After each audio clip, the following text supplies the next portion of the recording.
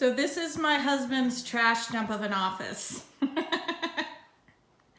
I'm gonna blame it all on him. None of this is mine. Even though we both have computers in here.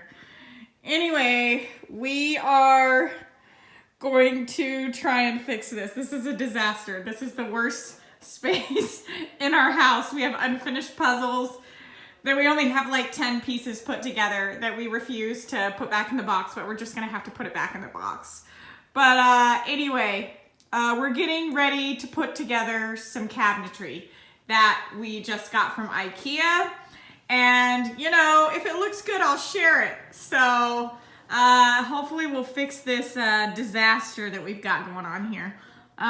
We just haven't known what we were gonna do in here, and we've been trying to figure that out. We think we've got it figured out. So I'll post that whenever that happens.